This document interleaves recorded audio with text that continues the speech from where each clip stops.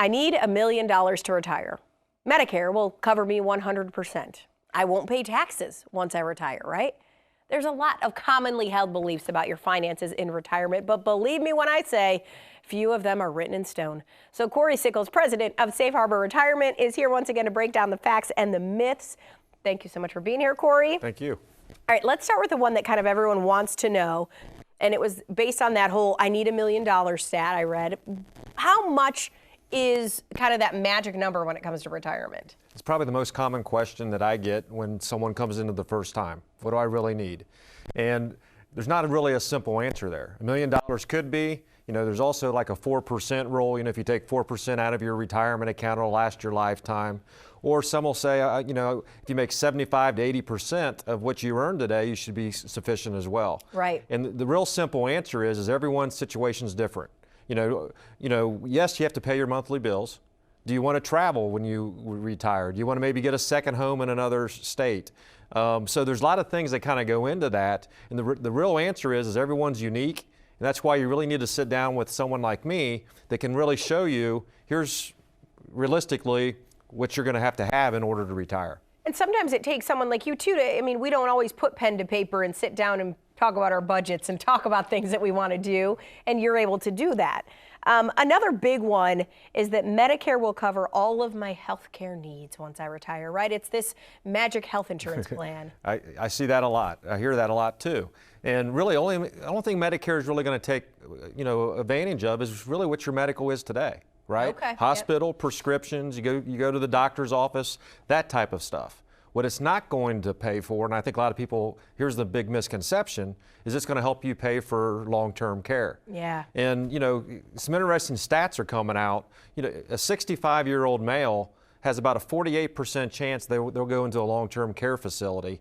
And that's about almost 58 or 59% for a 65-year-old female that's going to go have some type of long-term care as well.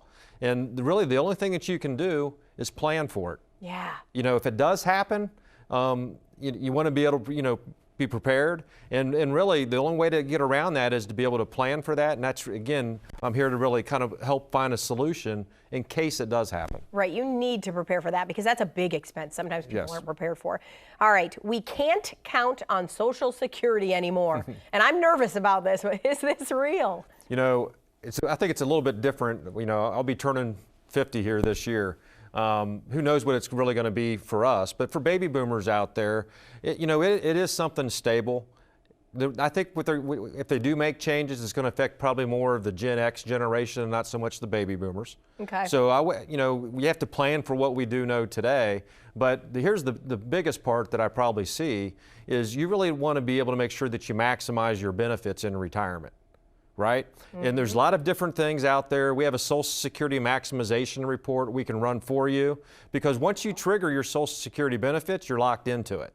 Yeah. So you want to make sure that you that you're educated, and we can help you be educated before you actually, pull that trigger for your Social Security. And another thing I would probably mention with that too is you probably only want about, ideally, somewhere between 30 to 40% of your income in retirement to be Social Security. Okay, so there you go. Figure it out. Do the math. I'm not sure if this one's a myth or a fact, but I can work as long as I have to.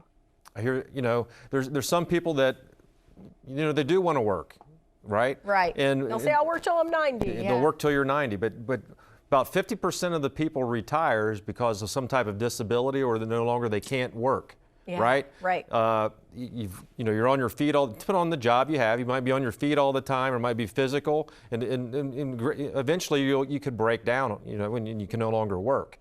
So what I would always say is, yes, a great goal is to maybe work into your 70s if that's what you want to do. However, you need to have a backup plan, and that backup plan is having a financial plan that does not have you retiring and not working. Okay, I'm going to briefly say this one because we're running out of time. It's a myth that you're going to pay less taxes a lot of times, so be wary for that one. And then the last one is I'll live in my forever home through retirement. And we have something coming up. I'm also part of Downsize Columbus. Yeah, the big right? event, yeah. It's coming up here, I believe, next month. And I think what you see is a lot of retirees today that they're actually downsizing.